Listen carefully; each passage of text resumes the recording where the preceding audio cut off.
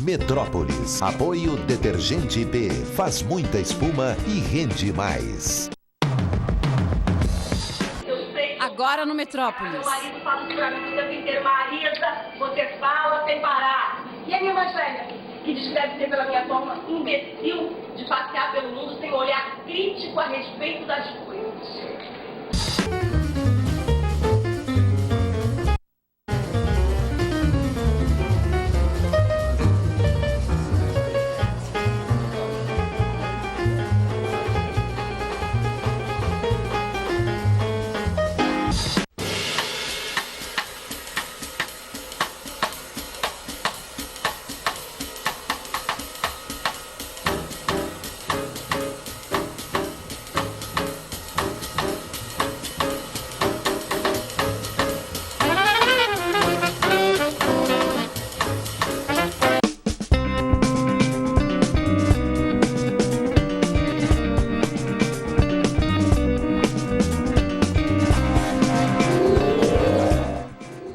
E a gente começa o Metrópolis de hoje com Thaís Araújo, que estreou a peça Caixa de Areia recentemente aqui em São Paulo. O texto é do carioca Jô Bilac, que dirige ao lado de Sandro Pamponi. O ator Luiz Henrique Nogueira também está no elenco e aqui no estúdio com a Thaís para conversar comigo e com a Adriana Couto. Boa noite a todos. Thaís, me conta uma coisa, você faz a Marisa, que é a mãe da protagonista, que é a Ana. Conta um pouquinho assim da história para a gente se localizar na peça. Essa peça fala, vou começar do início, porque assim, é uma peça que ela passa no mesmo ambiente, só que os tempos se cruzam. Então, o que acontece? A Ana, a nossa protagonista, ela é dividida entre duas atrizes. A Cris Larim, que faz a Ana mais experiente, e a Júlia Marini, que faz a Ana mais jovem. Então, Gostei do mais experiente, mais velha não, mais experiente. Se eu falar mais experiente, a Cris Larim acaba com a minha raça. Então, o mais experiente já está saindo. Se eu falar mais velha, acaba com a minha raça. O mais experiente já saindo com tanta fluidez, já. Mais experiente, de tanto treino. A gente tá vendo as imagens ali da peça já. Teatro gravado é uma coisa horrorosa, né, Não, gente? não, O mas teatro vai é bom lá. pra ir lá assistir. É, por isso que a gente Deixa pra conversa lá. junto, a gente tá vendo as imagens ali, mas a gente continua conversando numa Só boa. uma referência. Eu faço a mãe e o Luiz faz o pai dessa mulher. E aí ela encontra a gente quando a gente tá na faixa dos 30, 40 anos e ela já é uma mulher de 50. Então, ela encontra quando ela... Ela quem é uma mulher de 50? A A Ana já é... Ana. A Ana, ela tá pelos 50 e pelos 30. Entendi. Na peça. E ela encontra a mãe quando ela tinha 9 anos de idade. Quando a própria Ana tinha 9 anos de idade, a mãe já tinha uns 30, mais ou menos. Entendi. E aí eles começam ela começa a repassar a vida dela. Na verdade, ela entra nesse apartamento, a Ana, pelos 50, hein, Cris? Porque bem antes, né? Ela entra nesse apartamento depois de um enterro, porque ela marca, a vida dela é marcada por 3 mortes. E ela diz que marca a vida dela por isso. São os momentos da vida dela, essas 3 mortes são bem fortes na história dela. Então ela chega no 3º enterro e último, e ela passa a refletir sobre a vida dela. E como tudo se passa no mesmo apartamento em que a família morou a vida inteira... Entendi, cheio de histórias. As histórias vão passando, e como nas nossas memórias, assim, não tem uma ordem cronológica, não tem uma narrativa linear. Algumas coisas ela acha que lembra, não sabe exatamente como ela lembra. Que já está misturada, é como a gente lembra, né? A gente lembra e fala... É com essa exatidão toda? Não é. O Milor Fernandes tinha uma frase muito boa, que ele falou assim, as pessoas falam que o passado não muda, que não existe uma bobagem, o passado muda o tempo todo, é a coisa que mais muda, porque a memória faz isso, né? A gente vai transformando. Tem uma frase, fala como a gente teatraliza tudo, vai ser bom mesmo assim.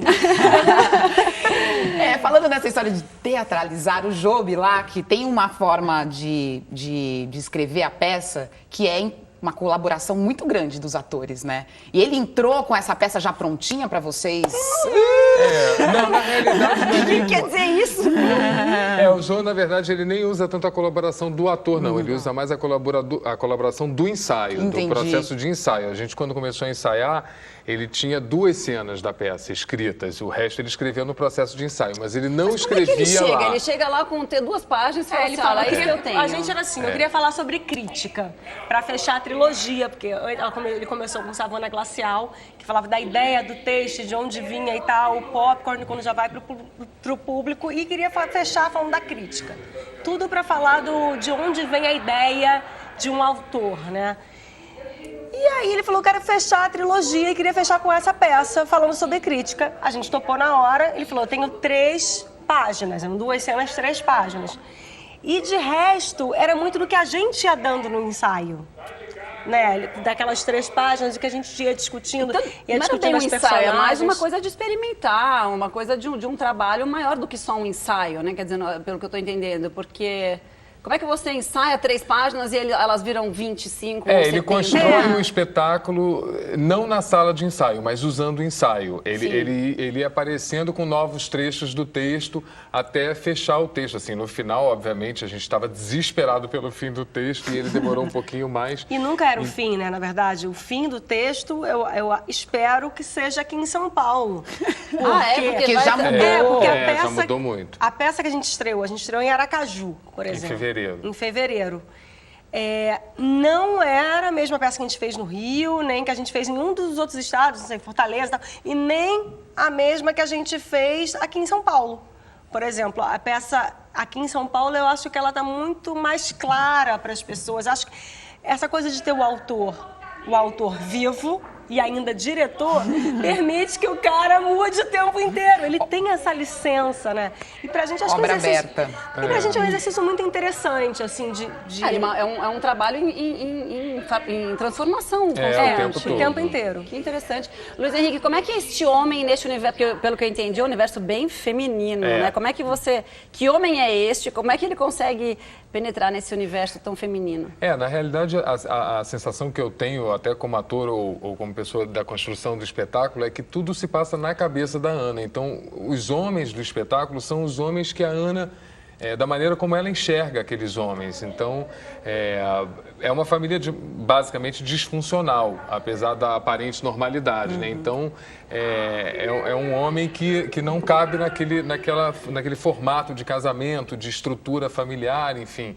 Eu não quero contar o final da peça. Mas quem é você em relação à Ana? Eu sou o pai dela. O pai da Ana. Casado com a Marisa e nós temos... Tem uma perspectiva dela sobre esse casal. A gente não sabe se esse casal dela. era assim.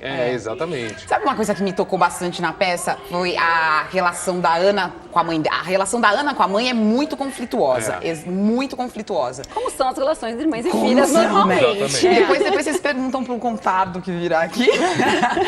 Mas o que me deixou bastante sensibilizada foi como você tem essas 2 personagens, uma mais experiente e uma mais jovem. No momento que a mais jovem está em conflito com a mãe, a mais experiente está dizendo, calma. Ela tem um olhar mais generoso, ela né? tem um olhar mais generoso. Em relação ao passado dela, em relação à mãe dela. Aí agora eu vou mudar tudo e perguntar para vocês. Vocês têm esse olhar generoso em relação ao passado de vocês, como atores, inclusive, de coisas que vocês fizeram? Vocês têm esse olhar?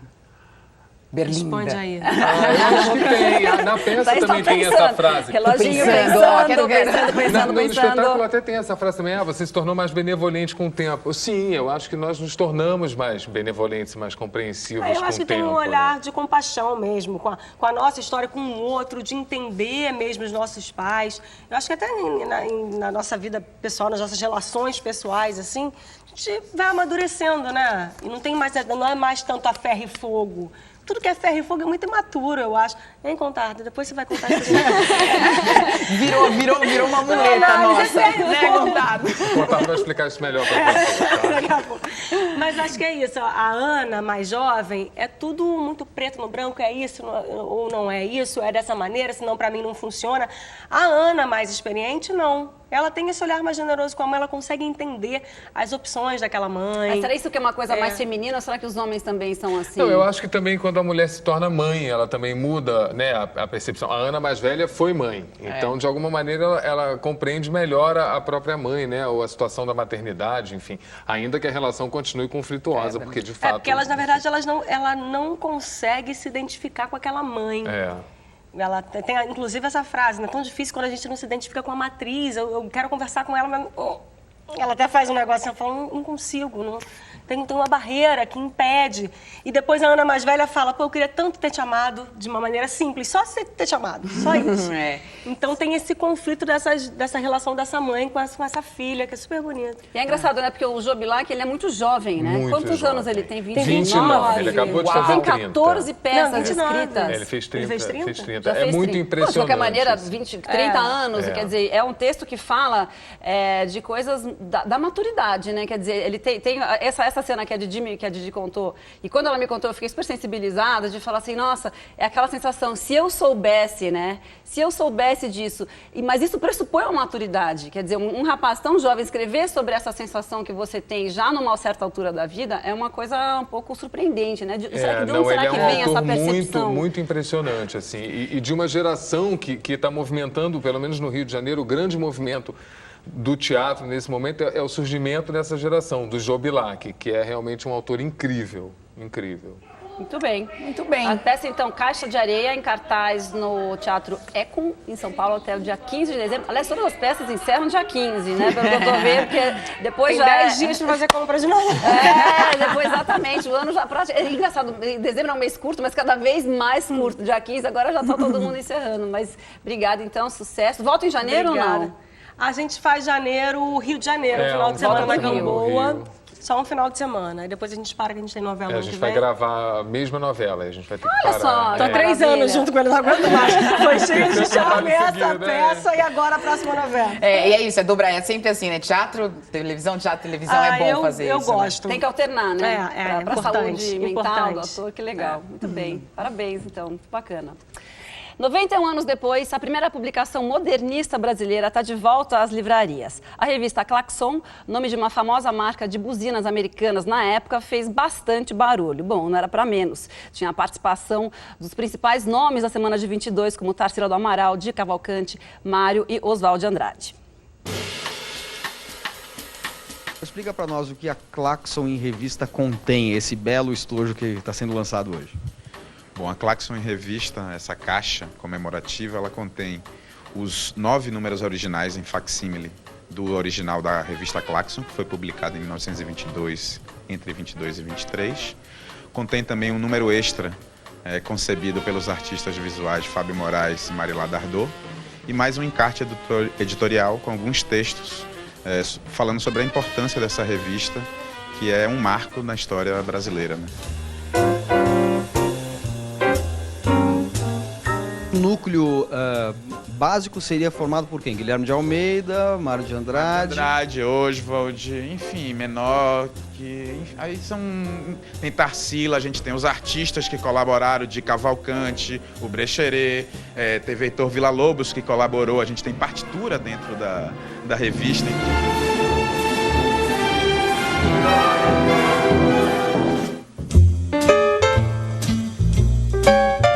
A Klaxon, de certa maneira, veio para consolidar aqueles ideais modernistas que apareceram de forma muito espontânea e improvisada naquele festival conhecido como a Semana de 22, né? E depois aquelas pessoas precisavam lançar as bases, consolidar, estruturar todas aquelas palavras de ordem, porque a Semana de 22 derrubou conceitos, mas ainda não construiu nada, né? Aquela coisa de você sair em passeata dizendo que você não quer, mas depois você precisa oferecer alternativas. Então foi nesse contexto que surgiu a Klaxon.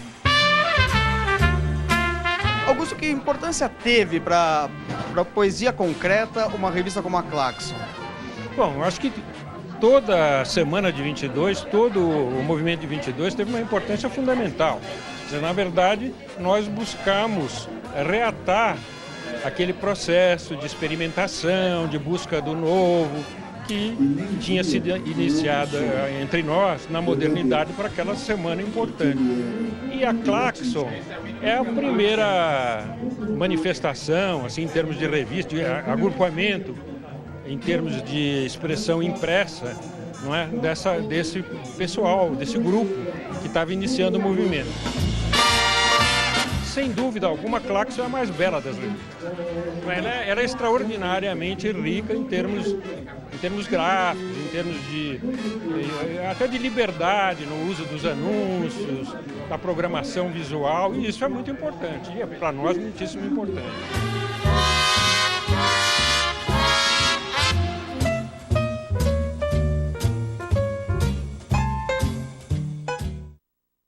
O psicanalista italiano radicado no Brasil, Contardo Caligares, escreve uma coluna semanal no jornal A Folha de São Paulo há 15 anos. Agora, ele lança uma coletânea dessas crônicas no livro Todos os Reis Estão Nus. São 118 colunas escolhidas entre as publicadas nos últimos 5 anos. O Contardo está aqui no nosso estúdio para conversar comigo e com o Cunha. Boa noite, Contardo. Bom, já temos uma lista de perguntas que a Thais Araújo deixou aqui para você, mas antes eu vou começar... Tem essa coisa assim, ó, Freud, tudo que é psicanalista, tem que explicar tudo. Tem que explicar tudo?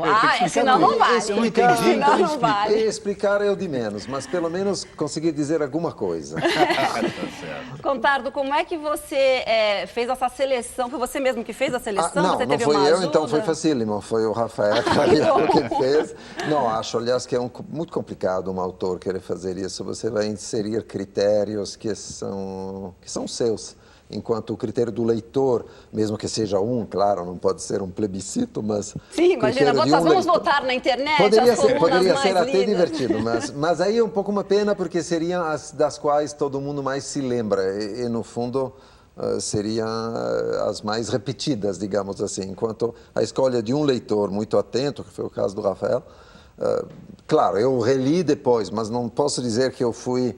verificar para ver se ele tinha deixado de lado alguma que eu achava... E mesmo se eu achasse isso, não mexeria. Como é que se chega à clareza? Porque a gente sabe, assim, ouvindo muitos psicanalistas por aí, muitos lacanianos especialmente, porque tem uma linguagem muito fechada, muito cifrada, às vezes até outros psicanalistas que não são lacanianos têm dificuldade de entender.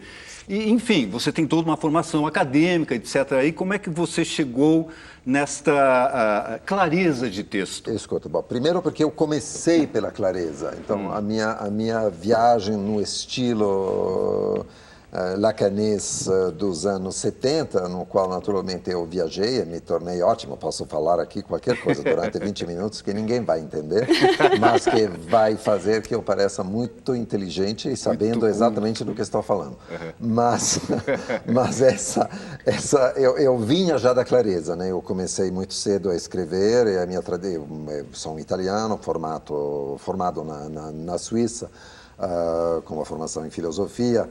Eu era marxista, escrevia para l'Unità e Rinascita, onde você podia falar, que era o órgão do Partido Comunista Italiano, você podia falar coisas muito complicadas, mas que as massas pudessem entender. Entendi. Senão aquilo não passava.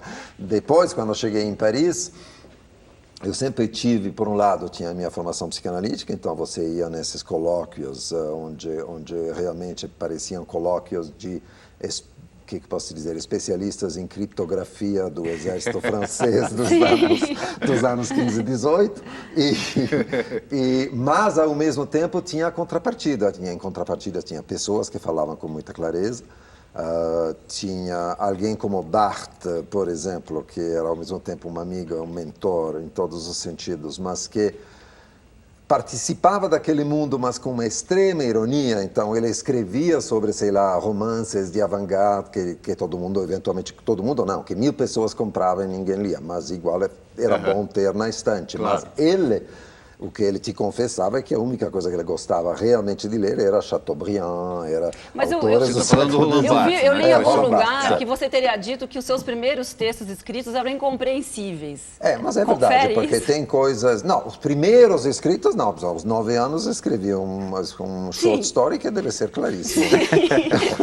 Muito simples, muito fácil de entender. Até claro demais. Não, mas digamos, mesmo o primeiro livro que eu escrevi na vida foi uma monografia sobre Italo Calvino.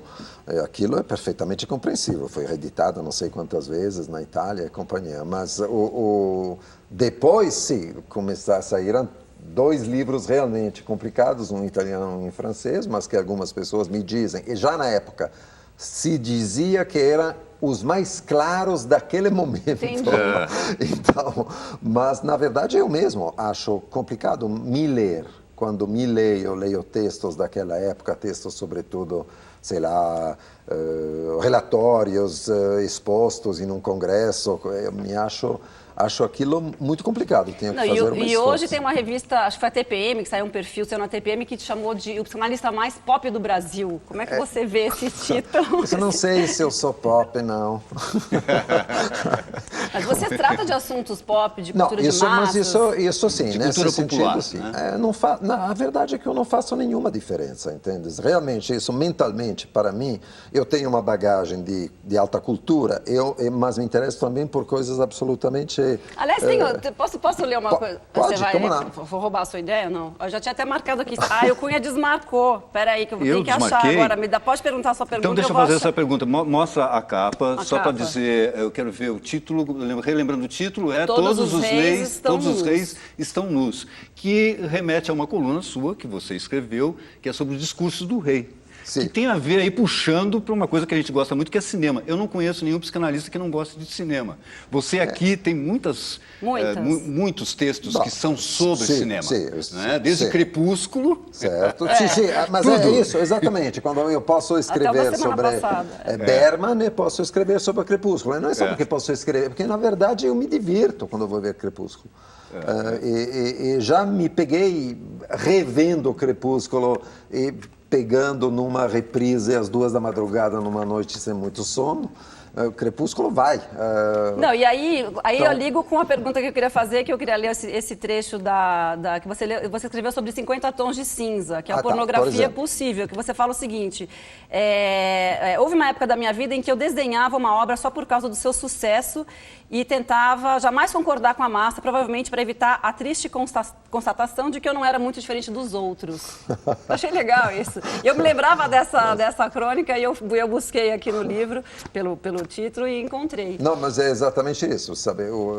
Respondendo, então, à tua pergunta inicial, a questão da clareza, a primeira questão é, primeiro, não ter medo de pensar como os outros. Segundo, não escrever para parecer inteligente aos olhos de 54 colegas e achar que você pode até parecer um cretino aos olhos de 54 colegas, a condição de poder trazer ou levar algo interessante aos 30 mil que vão te ler, né? Claro. Agora, Contardo, como é que você divide isso? Não, eu preciso... Estou soltando os 3 minutos. Pois tem 3 minutos, mas eu preciso falar, a gente precisa falar da sua face ficcionista também. Porque você vai estrear uma série, também, além de 2 livros, 2 romances, você tem uma série que vai estrear agora na HBO, agora não, em março do ano que vem na HBO, a Psi. Como é que você arruma tempo para fazer tanta coisa? Escrever livro de ficção, coluna na Folha, atender, porque você também atende no consultório? Atendo o tempo inteiro. Pois? Se você tem um clone, como é que você faz?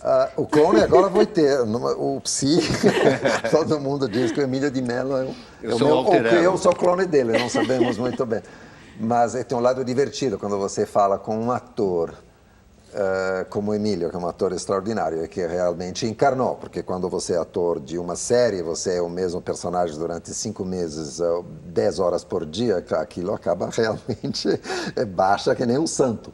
Então, discutindo com ele sobre se a personagem, que no fundo é uma certa projeção de mim mesmo, faria ou não tal coisa, e ele conhece a personagem tanto quanto eu, é uma experiência bizarra, mas interessantíssima. Bom, mas escuta, como é que eu faço? Não sei, eu não sei muito bem. Eu tenho uma divisão do tempo, quando eu escrevo verdadeiramente, ou seja, uma coisa grande, ainda tem também alguns ensaios grandes que eu quero escrever antes de pendurar as chuteiras, como se diz no Brasil.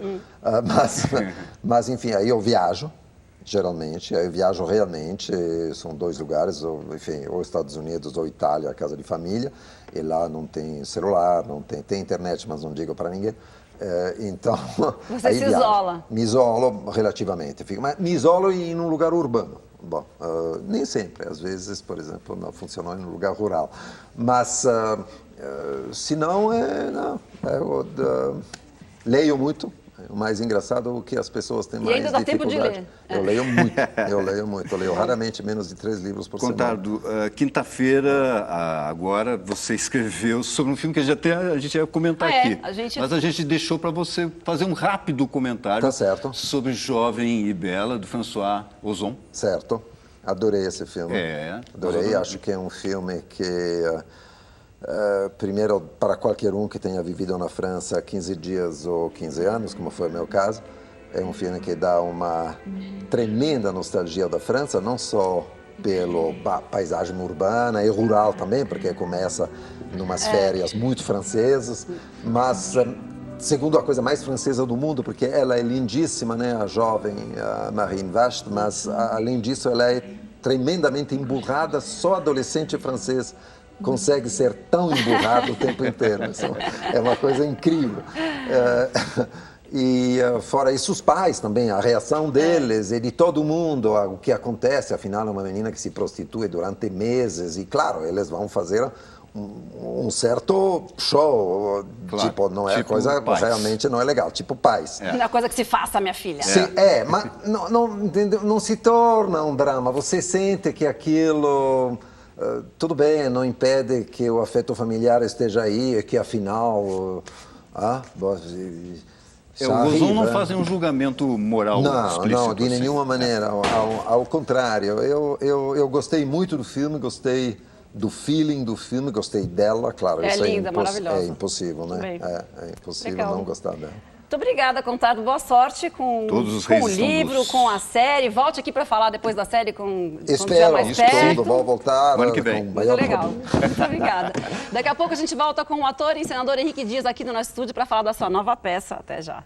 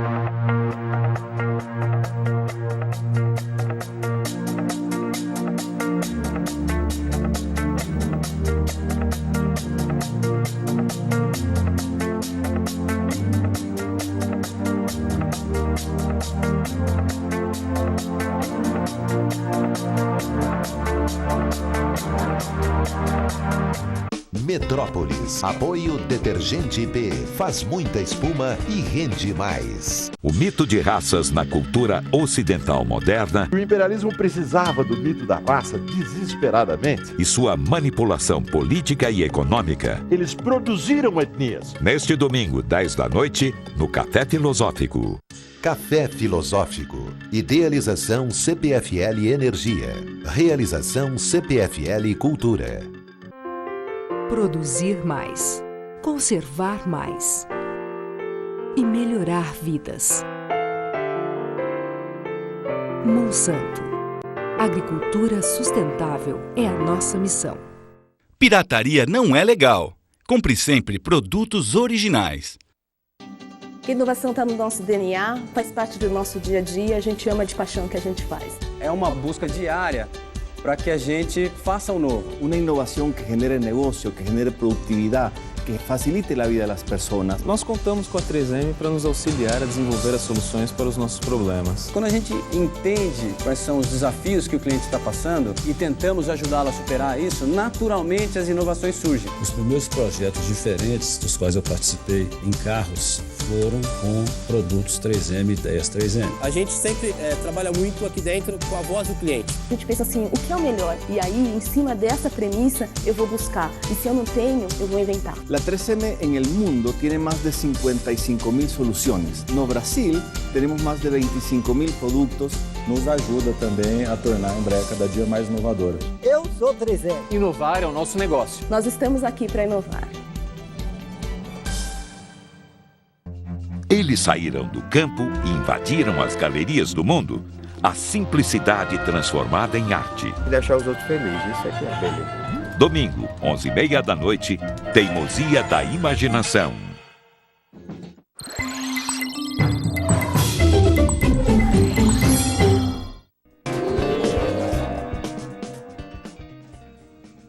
Está em cartaz até o dia 15 de dezembro em São Paulo, Cine Monstro, peça que encerra a trilogia de textos do canadense Daniel McIver, pelo encenador e ator Henrique Dias. Depois das premiadas In On It e À Primeira Vista, Henrique faz um monólogo em que encarna 13 personagens diferentes. O Henrique está aqui no nosso estúdio para conversar comigo e com a Didi sobre esse espetáculo. Boa noite, Henrique, Olá, tudo bem? Obrigada por ter vindo tudo aqui. bem?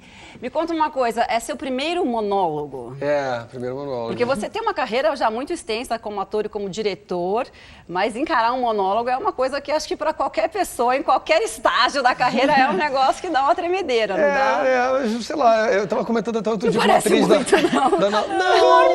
Normal, né?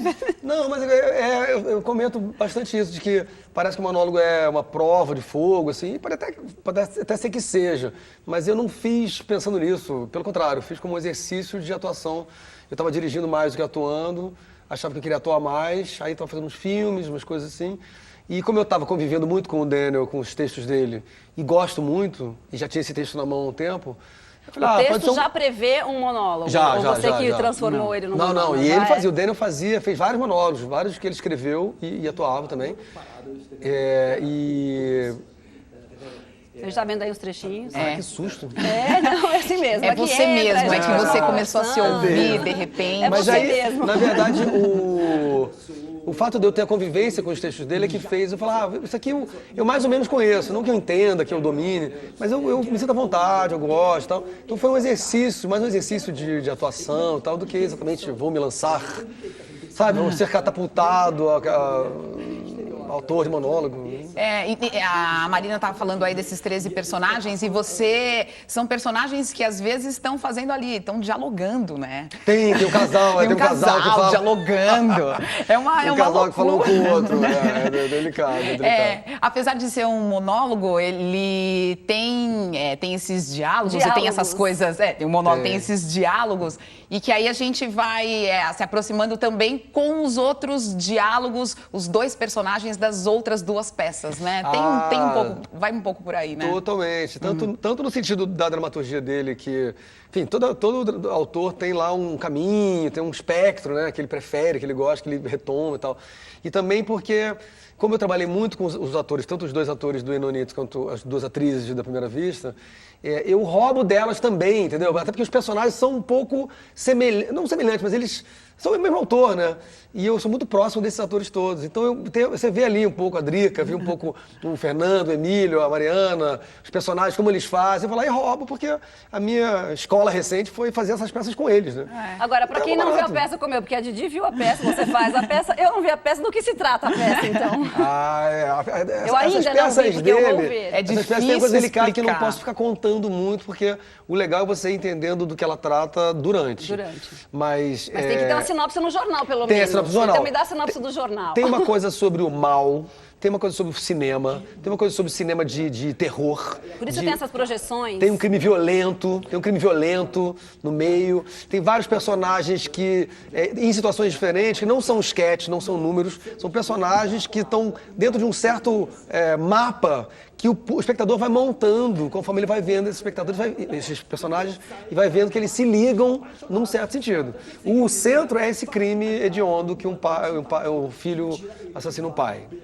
Tem uma espinha dorsal que é uma história mesmo, que é ponto de partida de uma coisa meio constelacional, não é bem uma espinha dorsal, mas claro, tem uma parte principal e outras coisas acessórias que ajudam na compreensão daquilo. Mas tem um personagem que lida muito com o público, então o público também é um pouco um personagem, embora não seja uma peça interativa, assim. O que te atrai nos textos do McIver, assim, quando você via, o que você acha que é um ponto de contato na obra dele, nas 3 peças e que chamou tua atenção na primeira Tem várias vez? coisas. É essa coisa da carpintaria, uma estrutura muito bem pensada. Uma estrutura que faz você ser ativo como espectador, no sentido de que você tem que ir montando e ligando os pontos. Então não é para pessoas preguiçosas, sabe? Você fica engajado. Espectador preguiçoso? Não, porque você está assistindo você ali. Tem que trabalhar e vão te montando. dando várias informações. Entendeu? E você que tem que saber. Eu vi o Inonit, que é isso, que tem uma coisa que Exatamente. vai pra frente, vai pra trás, flashback, Exatamente. flash forward. O próprio Inonit tem uma coisa no texto que ele diz, a história de fundo dessa peça é tal. Mas não quer dizer que as pessoas vão entender essa história desse jeito. A gente está vendo aí uns trechinhos no Inonit. Elas vão entender o que elas puderem, o que elas quiserem e da maneira que elas quiserem. A incompreensão faz parte da coisa e tal. Por outro lado, ele tem muito humor. Então, é uma coisa que eu gosto também. E mais, ele tem uma relação com afeto de uma maneira que eu acho muito, muito interessante. Como que as pessoas se misturam, como é que elas se relacionam, como é que elas se incomodam com a presença do outro nelas mesmas, das relações de afeto. No caso dessa peça do Cine Monstro, eu tenho dito sempre que é uma peça onde o afeto não deu certo. As outras duas têm o afeto com suas complicações, né? O afeto é problema, né? As consequências. O afeto é problema. Nessa, o afeto é uma cagada. Nossa, deu tudo errado. Dá problema mesmo. É meio Tarantino nesse sentido. É meio tipo coisa... Tá tudo errado. Espirra sangue, sabe? E você estava falando aí que estava fazendo direção há muito tempo e que precisava desse exercício de atuação. Mas você pediu uma ajuda também de um diretor, né? Você está se dirigindo e também tem a ajuda do Márcio, é isso? Eu primeiro tive a ajuda da Kelly Freitas, que foi minha assistente, super querida, que está desde o início, que me ajudou muito, me ajudou a decorar, me ajudou a retraduzir, me ajudou a mexer no texto, questionar as coisas, me ajudou muito. Depois o Márcio, na verdade eu ensaiei pouquíssimo tempo oficialmente, o Márcio Abreu ficou lá, sei lá, 2 semanas e meia, foi o tempo de ensaio oficial. E ele teve uma presença sensacional, porque ele ficou lá, quieto no canto dele, olhava, foi entendendo o que era aquilo e depois foi me dando um retorno sobre coisas. Ele não ajudou a conceber o espetáculo, mas ele foi uma presença importantíssima para eu ficar também tranquilo, né? Né? Fazer tudo sozinho, né? E a gente resgatou aqui nos nossos arquivos da TV Cultura, sabe que nós temos um arquivo muito extenso. Tenho até medo desse arquivo. É um arquivo, se não me engano, de 91, de Didi, que fez essa arqueologia. É de 91, pra gente falar um pouco desse seu trabalho de diretor, e é uma peça que já foi premiada, e você era bem jovem. Você sempre quis ser diretor? Olha aí, ó. Gente, isso era sensacional. Essa peça é incrível, sabia? Eu acho essa peça um milagre. Ela era muito boa. Tinha um conceito, tudo falado numa língua inexistente, praticamente. Os poucos textos que eram falados em português eram uma citação do Duchamp e outra do Peter Handke. Era assim, tipo... E o que é Abaoku? É assim que fala? Como é que fala? Abaoku. Abaoku. Abaoku, ele tá no livro dos Seres Imaginários do Borges. É um dos seres imaginários. E ele tem uma imagem que ele poderia ser chamado de abarro aqui. É como se fosse um aqui embaixo, uma certa mediocridade. Claro, estou interpretando, exagerando. Que é um ser invisível que está ao pé de uma escada, sei lá, com degraus infinitos, e ela gruda nos passantes que forem subir essa escada. E conforme ele vai subindo, ele vai ganhando uma cor cada vez mais consistente e tal. E enfim, tem uma espécie de utopia nessa escada. Mas o lugar dele é abarro aqui. Esse lugar aqui. Então, essa peça é feita de personagens meio ridículos, meio limitados, que inclusive não dominam a linguagem. Na peça, tem um quê de poesia concreta e tal, eles meio que vão adquirindo a linguagem com esse criador, enfim, o personagem está lá e tal. Nossa, você começou diretor, assim, começou diretor no teatro, você já sempre quis dirigir isso? Você foi primeiro ator ou primeiro diretor? Fui ator primeiro. Comecei como ator, aí eu fazia faculdade de comunicação, e aí eu gostava da teoria, estudava sozinho e tal. Aí um dia eu chamei uns amigos para fazer uma espécie de workshop para pegar todas aquelas coisas teóricas que a gente lia nos livros de teoria de teatro e fazer um ateliê para experimentar e tal. E agora você divide seu tempo entre a peça aqui em São Paulo e direção de novela no Rio de Janeiro. E mais uma faculdade de letras. Você tá fazendo Eu estou fazendo faculdade de letras, dirigindo uma novela, tenho 2 filhas, minha mulher viaja pra caramba, trabalha pra caramba e tal. Então você vai escrever um livro sobre essa experiência? Quando der tempo, né? Não, eu estava agora no carro lendo um livro de linguística, que eu tenho prova semana que vem. Caramba, que viagem, que ótimo. Então, olha, até dia 15 de dezembro, no Sesc Pompeia. Legal. Sensacional. Sexta, domingo. Cine Monstro. Sexta e sábado, 21 horas. Domingo, 18 horas. Legal, Henrique. Muito obrigada por ter vindo aqui, então. Eu agradeço. Obrigada. Boa prova. Boa peça, boa prova.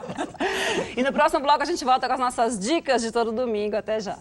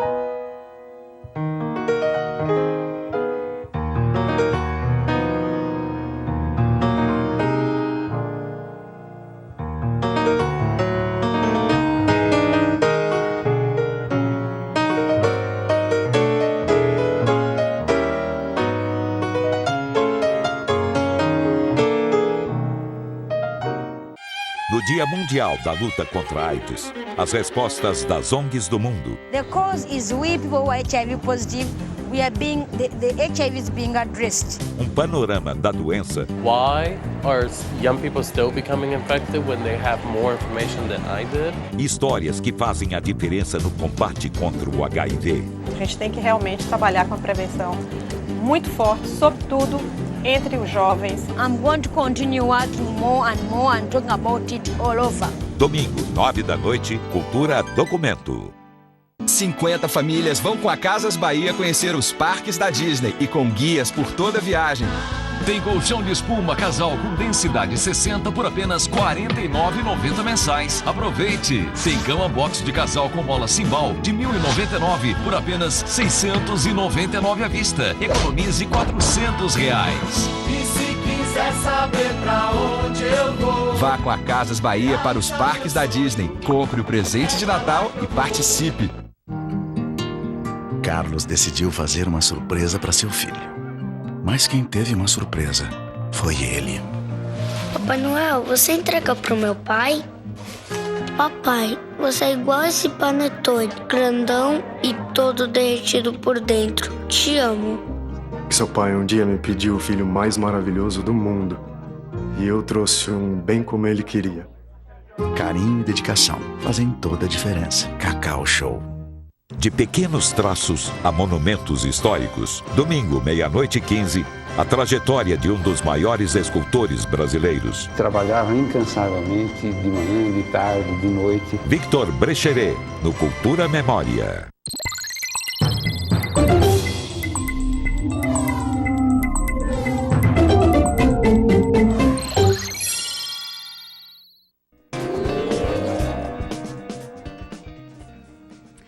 Quem passa por baixo do Minhocão, no centro de São Paulo, certamente reparou nas ampliações fotográficas gigantescas que de uns dias para cá recobrem os pilares do viaduto. A instalação Giganto é uma das mostras que fazem parte da primeira edição brasileira do Foto Espanha, evento que acontece em Madrid há 15 anos. O fotoespanha.br praticamente se espalhou pelas ruas de São Paulo. Vamos ver? O projeto Giganto surgiu da vontade que eu tinha de interagir um pouco com a cidade. Eu pensei em tirar um pouco a fotografia do esporte tradicional e devolvê-la para a rua, porque minha fotografia é feita na rua. Você diz que você quis trazer essas pessoas gigantes porque você deu um gigantismo à imagem de pessoas meio anônimas na cidade, é isso? Completamente, é dar visibilidade às pessoas que são um pouco invisíveis assim no cotidiano. Ô, Tereza, a senhora está vendo as suas fotos pela primeira vez, né? É, pela primeira vez. Mostra a mão pra gente, qual que é a mão? A direita. É. A mão muito fotogênica. Fotogênica, trabalhou bastante. Tô achando legal. Com 78 anos tá bom demais, né? A senhora se produziu para fazer essa foto? Como é que foi? Eu não, encontrei essas meninas, foram na minha casa e já fez a foto. Não deixou nem tempo de eu me produzir. Um dos focos do projeto são as pessoas um pouco mais velhas, assim. Eu acredito que no olhar, nos vincos da pele, vai ficando escrita toda a história dessa pessoa, tudo que ela viveu, tudo que ela sente, como ela encara o mundo. O que eu acho bonita nessas fotos da terceira idade é a sinceridade. Foi assim muito bacana, viu? É uma pena que já estão começando a pichar.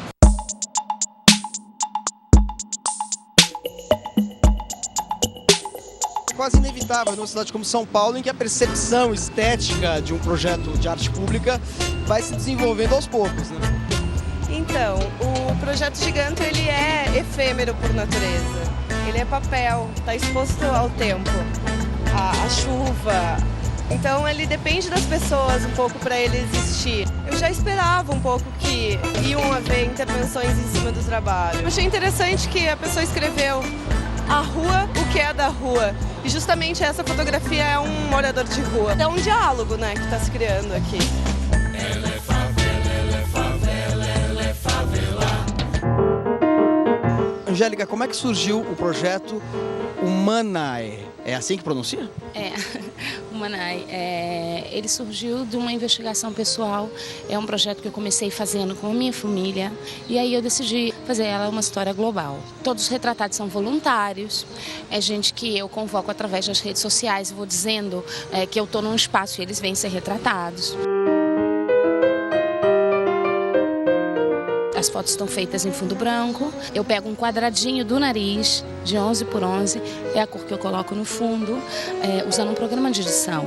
E a escolha do nariz é uma escolha intencional, porque é a primeira parte do corpo que muda, né? Quando a gente toma sol, quando a gente bebe demais, quando a gente está resfriado. Então, assim, por que a gente continua se separando e discutindo sobre cor se uma pessoa não tem uma única cor?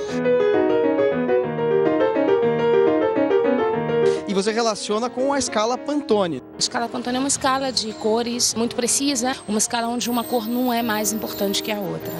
O que eu estou querendo com esse trabalho é destruir por completo esses códigos de cores associados à raça, o preto, o branco, o vermelho, amarelo, usado como antítese e usado como coisas completamente separadas. Eu achei muito legal. Cara, diversidade, Brasil, né? Um monte de cores variadas. Você sabia que as fotos foram feitas em vários países, incluindo o Brasil? Quer dizer, essa variedade não é só nossa. Eu pensei que era tudo brasileiro. Bem a cara do Brasil, né?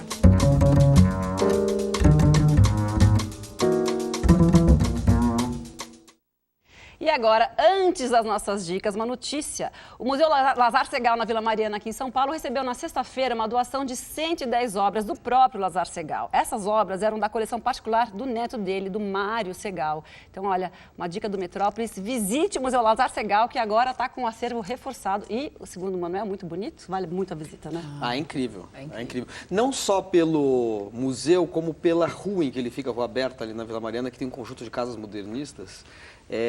Que inclusive estão meio ameaçadas por obras que estão acontecendo ali, mas elas são tombadas, né, e devem ser preservadas como patrimônio da cidade. O Museu Lazar Segall é um dos lugares mais incríveis, assim, para passar uma tarde, porque é uma casa maravilhosa. Ele adora, sempre fala. É um acervo pequeno. Eu gosto de museus pequenos, acervos pequenos e bem organizados, como é o caso do Lazar Segall. Que legal.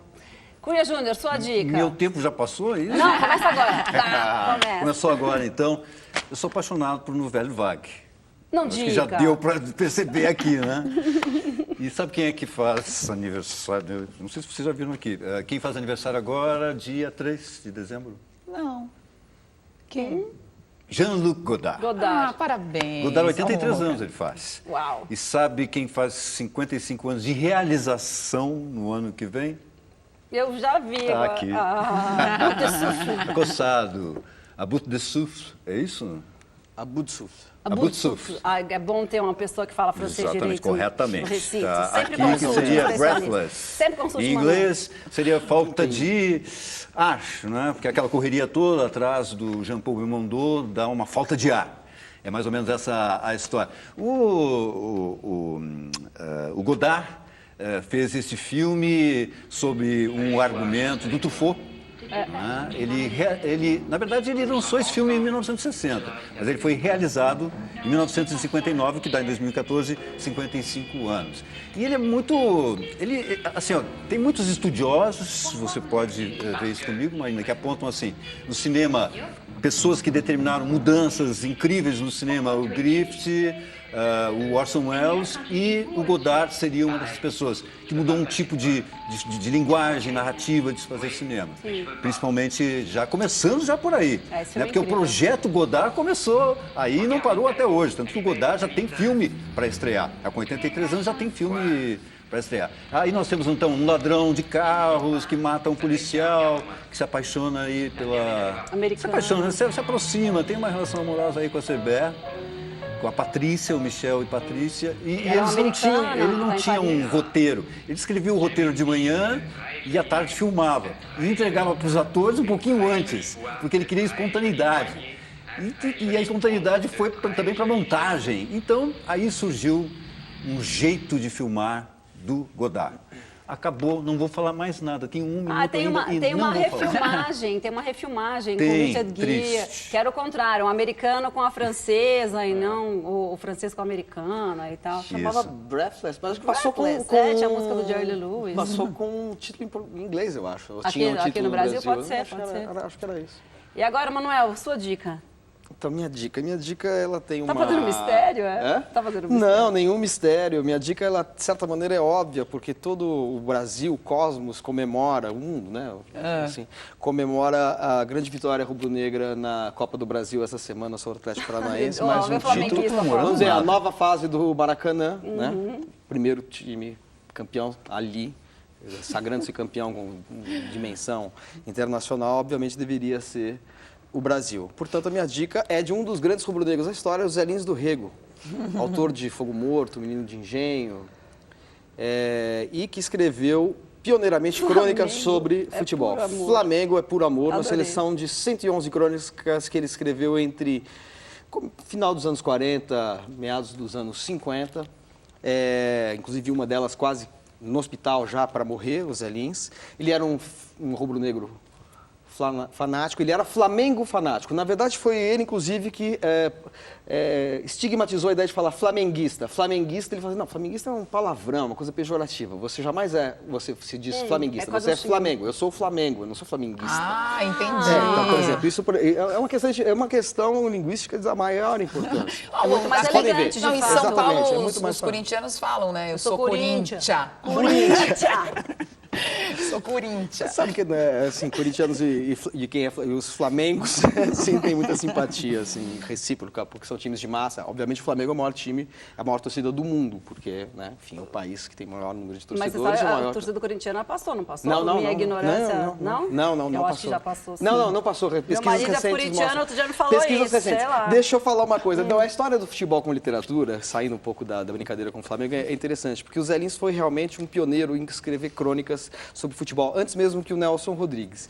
E ele também introduziu uma personagem de jogador de futebol num romance chamado Água-Mãe, que tem uma personagem ali que é um jogador de futebol que vive um pouco até o drama desses jogadores que se perdem um pouco, né, na vida do estrelato. E ele era tão fanático a tal ponto que uma época o Graciliano Ramos estava hospedado na casa dos Zé Lins, né, ambos nordestinos morando no Rio de Janeiro, daí a paixão dos Zé Lins pelo Flamengo, e o Graciliano, que odiava, falou assim, mas nessa casa aqui é um absurdo, Leônidas é mais importante do que Dostoiévski. Ele estava se referindo a Leônidas da Silva, o Diamante Negro, chamado Diamante Negro, que foi um grande jogador que jogou no São Paulo e também no Flamengo. E o Zé Lins costumava se referir ao Domingos da Guia, um grande jogador também dessa era, como o Goethe do futebol. Então ele foi realmente o pioneiro dessas aproximações literário-futebolísticas. Então fica aqui essa dica do livro da José Olímpio, são 111 crônicas muito pequenas, bem-humoradas, francamente partidárias, nada imparciais. Assim, o Flamengo é definido como, basicamente, assim, o Flamengo, servir ao Flamengo é servir ao Brasil. Ele cita todos os grandes autores que foram Flamengo, como o Grande Otelo, Portinari, enfim. Flamengos famosos. Exatamente. Torcedores famosíssimos. Então vamos passar aqui para a São Paulina.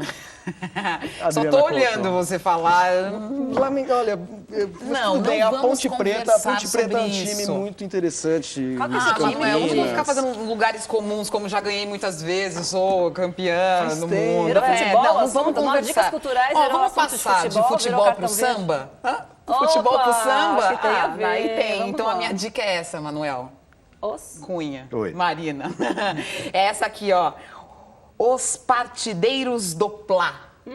Não é maravilhoso isso aqui? Isso aqui, olha... Achei que era do Flá. Vira pra não é do Flá, é do Plá. Esse disco aqui é um disco daquele selo Descobertas, que é do pesquisador Marcelo Frois. E era um disco que estava em catálogo. Descobertas. Descobertas. Era um vinil que só colecionadores tinham. E agora foi lançado 3 discos desse grupo, que é um grupo que lançou 5 discos no início dos anos 70. E eu vou pedir que solte aí o som para vocês verem. É partido alto, samba de roda, foi gravado em estéreo. Porque quando eu ouvi a primeira vez aqui, eu ouvi e achei que era diferente a sonoridade ali. Porque quando você ouve sambas antigos, se ouve sambas antigos tem aquela coisa meio mono, né? Mas aqui já era estéreão. E partido alto é um gênero ali do samba que basicamente tem muitas explicações, mas basicamente você tem um refrão com um tema e os sambistas vão improvisando a partir daquele refrão. Tem o refrão, aí entra um na roda e discursa sobre aquilo, faz um improviso ou a música é montada dessa forma. E eles abriram aí o que a gente teve depois no Brasil, depois no meio dos anos 70, foi o sucesso da Beth Carvalho, do Martinho da Vila. Eles foram um pouco precursores desse tipo de samba e popularizaram esse tipo de samba, que também é chamado de pagode, não esse pagode que a gente ouve hoje, né? Não pagode com baixo, com bateria, às vezes até com uma guitarrinha, mas esse pagode aí mais raiz. Os Partideiros do Blá, olha, eu vou falar o nome deles e pra mim, eu não sou uma especialista em samba, foi um trabalho também de pesquisa. Porque aí eu ia ouvindo tantas músicas legais, falava, de quem são essas pessoas? São pessoas que depois compuseram para grandes nomes do samba. Então eu queria falar, até para você pesquisar em casa, eu continuar pesquisando. O Edson Menezes, Noel Rosa de Oliveira é bom, né? O cara já nasceu predestinado. O Rock do Blau, Luiz Antônio, Iraci Serra, J. Palmeira, Pintacuda do Cavaco, Ilaelso da Cuíca e Cosme do Pandeiro. Gente que faz a história do samba. São 3 discos deles que foram lançados, os 3 primeiros, os outros 2 não foram lançados. É barato, o som é bacana e vale a pena pra gente entender mais um pouco do nosso samba, do nosso pagode e até comemorar aí o dia do samba, né, gente? É isso aí. Muito bem. Bom, a minha dica é a seguinte, a minha dica não é um filme, não é um livro, não é sei lá, o que mais que a gente pode falar aqui? Várias coisas, uma peça. A minha dica é uma pessoa. Uma pessoa? Não, é pelo seguinte, já tá em cartaz nos cinemas brasileiros o Tatuagem, dirigido pelo Wilton Lacerda, que já veio aqui no Metrópolis, a gente já falou bastante desse filme. É um filme que até eu recomendo bastante, acho um filme muito...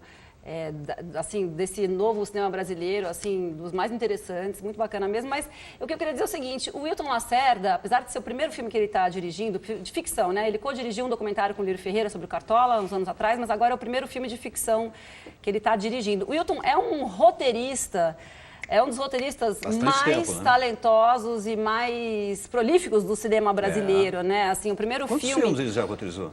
Quantos? Boa pergunta, Cunha Júnior. Vou olhar, vou ficar devendo essa. Eu ia citar. São muitos filmes. O primeiro filme do Wilton que eu vi, e que é o primeiro longa-metragem que ele roteirizou, foi o Baile Perfumado, que é um filme de 97, que lançou, digamos assim, foi o primeiro filme dessa nova onda aí do cinema pernambucano, que enfim, que eles não têm um movimento assim como o cinema, mas que eu acho que é uma cinematografia, eu acho talvez a mais interessante do Brasil nos últimos, quantos anos seriam daí? Quase 15 anos, né? 97, 16 anos, por aí. Né? Eu acho que... e o Wilton tem a mão do Wilton por trás de quase todos os filmes, com algumas exceções, por exemplo, os filmes do Marcelo Gomes não foram roteirizados pelo Wilton, mas assim, os filmes do Lírio Ferreira foram roteirizados pelo Wilton, né? O Ari do Move, o Baile Perfumado e todos os filmes do Cláudio Assis. Desde Amarelo Manga, O Baixio das Bestas e O Febre do Rato, que é um filme de 2 anos atrás, né? Um filme de 2011, um filme preto e branco, radical, que é também com o Irandir Santos, que é o protagonista do Tatuagem. Tem uma assinatura, né? Então, exatamente. Quando você percebe, eu gosto muito quando você percebe uma assinatura autoral num trabalho. E o Wilton é dos raros casos de roteiristas que tem uma assinatura no roteiro. Quer dizer, o diretor, claro que tem ali a sua colaboração, acho que até a própria colaboração forma uma nova autoria, mas você consegue perceber muito a mão do Wilton nos filmes que ele faz. E os personagens tanto marginais, gente, você falou do Cláudio Assis, eu adoro todos esses personagens, a margem ali, né? Eu acho que tem uma coisa de captar uma realidade, assim, de conseguir extrair, né, uma verdade e uma autenticidade mesmo, assim, daqueles personagens e daquele ambiente, daquele lugar, né, Recife. Eu acho muito... Tanto que eu pedi para nem botar a cena do tatuagem. Falei, não, bota só dos filmes que ele roteirizou, de 2 filmes, do primeiro e do último que a gente viu antes do tatuagem. Então, fica aí a dica. Hilton Lacerda, prestem atenção neste nome. Agora, Didi, a gente vai encerrar o programa. Como você falou, segunda-feira, 2 de dezembro, é o Dia Nacional do Samba, tem a ver com a sua dica.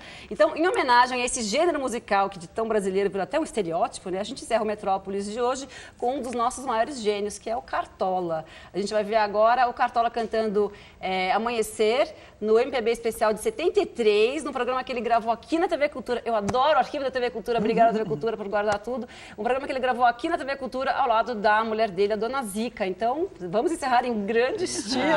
Obrigada, Faro. Solta aí, por favor. Boa noite a todos. Amanhecer, anoitecer, canto em bando aves fazendo verão.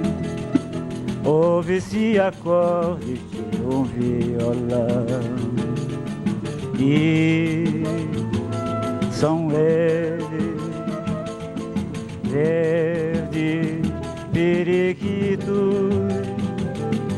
Tenho peito forte, tal colo granito, e são lindas as suas canções. A tarde vai morrendo, oi meu Deus, e o crepúsculo vem descendo. Reúne-se o bando na rua, cheios de harmonia, entoam uma melodia que faz dançar a própria lua. Amanhecer.